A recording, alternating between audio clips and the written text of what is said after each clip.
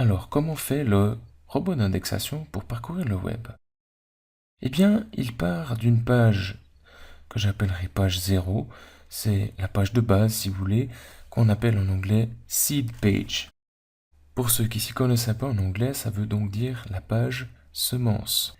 À partir de cette page semence, de cette page de base, on va suivre les liens qui s'y trouvent, plus précisément ce qu'on appelle les hyperliens. Ce sont bien évidemment les liens sur lesquels vous cliquez lorsque vous naviguez sur le web.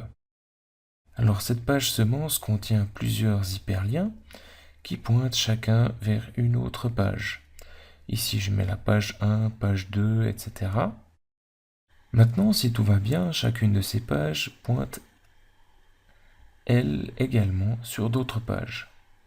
Mais voilà, l'Internet n'est pas si simple que ça, et la page 2 et la page 3 pointent également sur la page Y, la page 1 pointe sur la page 2, la page 2 sur la page 3, et pourquoi pas la page 3 sur la page 0. Tout ceci peut poser problème si notre robot d'indexation à partir de la page 0 suit le lien vers la page 1, à partir de la page 1 le lien qui va vers la page 2, de la page 2 va vers la page 3, et de la page 3 suit le lien qui retourne vers la page 0.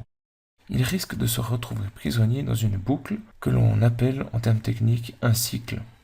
Vous vous en doutez bien, si notre robot d'indexation est piégé dans un cycle, il ne va pas aller loin. Il nous faudra donc les éviter. Évidemment, le web est encore bien plus compliqué que ça. J'ai dessiné un petit nuage ici pour dire que toutes ces pages vont pointer vers d'autres pages qui pointent vers d'autres pages, etc. Et là, l'ordre de grandeur est absolument phénoménal. Il y en a sur Internet actuellement des milliards, voire des centaines de milliards. Et vous comprenez donc que Monsieur Google, lorsqu'il se met à indexer le web, que ce soit avec des Google Glass ou pas, va vite avoir quelques gouttes de sueur qui couleront le long de son front. Et il n'est pas impossible que ce soit votre cas aussi en faisant ce projet. Mais vous verrez, vous en apprendrez beaucoup.